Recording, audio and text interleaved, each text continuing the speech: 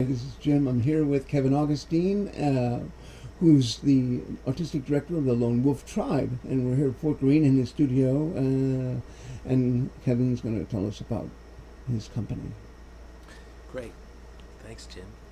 Yeah, I'm the founder and artistic director of Lone Wolf Tribe, which is a multidisciplinary theater company creating original work for adults primarily since 1997. We use our focus is life-size puppets, and we craft original stories with dealing with topical issues that ask big questions, explore big ideas, and we do it with a lot of craft and magic, and our goal is to challenge and spellbind an audience. Since we started, I think we've created 7 full-length pieces, and I got started originally as a kid. My fascination was my grandmother made me a puppet, hand-stitched sock puppet, and that always stuck in my mind that you could create your own toys. Somebody could make that, and that was unique. It wasn't in a store, wouldn't be identical to everyone else on the shelf. No other kid would have it, and that always, made a big impression on me, because from that one toy or puppet, then you could expand and then create the world and its friends and the story. And but until I graduated college at Philadelphia University of the Arts, theater degree, and I was doing a lot of solo work. Really tried hard for a couple of years to have a company of actors, but invariably somebody would always ditch and say, hey, I got to go to LA, get famous. I couldn't keep this company together. And then I kind of just instinctively went back to my childhood and the puppets, and I created a company that wouldn't leave. So that's how that happened. Currently, we're working on 2 new productions, and this is a really big deal for me and Lone Wolf Tribe, because it constitutes in 15 years our first official season, as it were, because 2 new world premieres in New York will happen within 4 months of each other, 2 separate theaters. So I'm really excited about that. The first one is The God Project.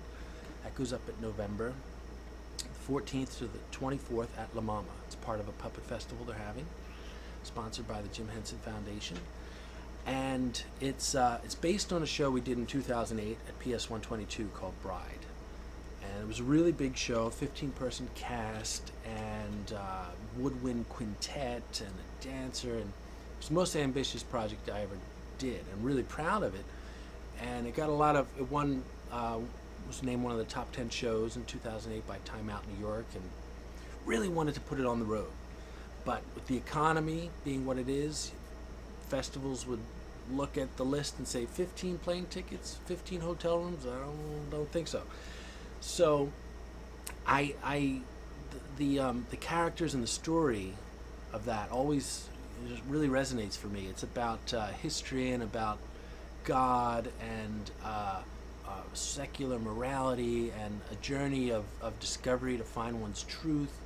So I decided to go back with that material and condense it, make a minimal extravaganza, solo, basically primarily a one-person show.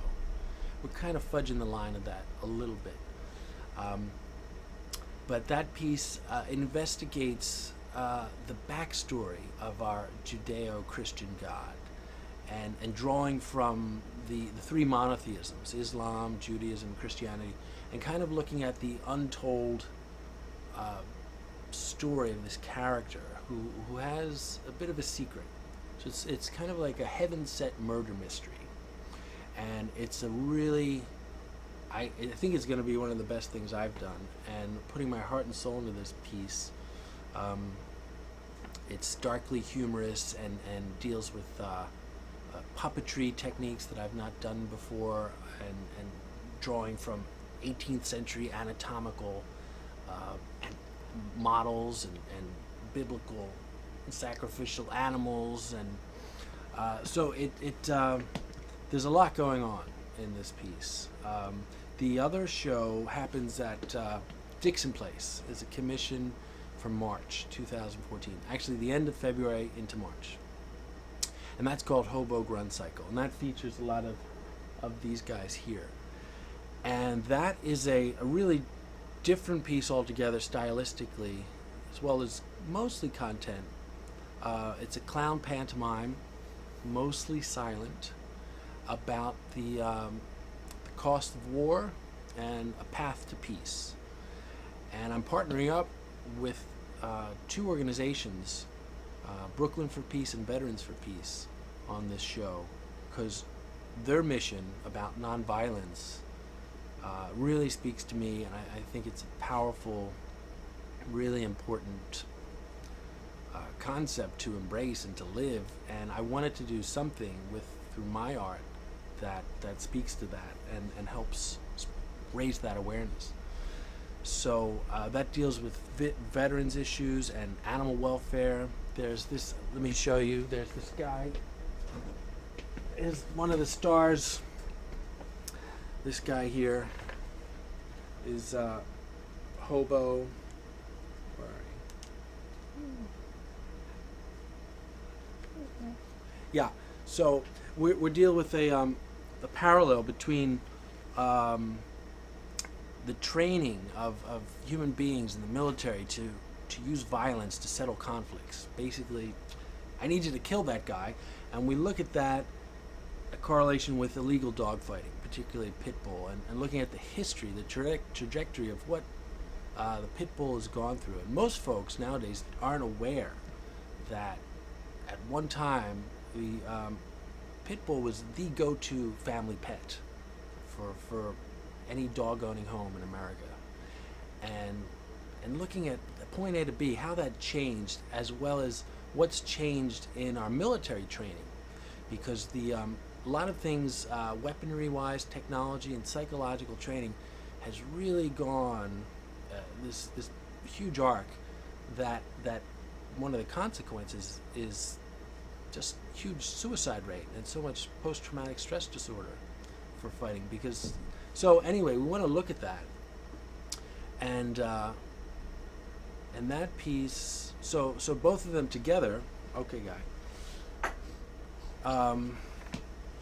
Yeah, those are those two shows, and so we're in the process right now of writing, rewriting, fixing, building, a lot of designing going on. There's so much to do with creating shows that are, very technical.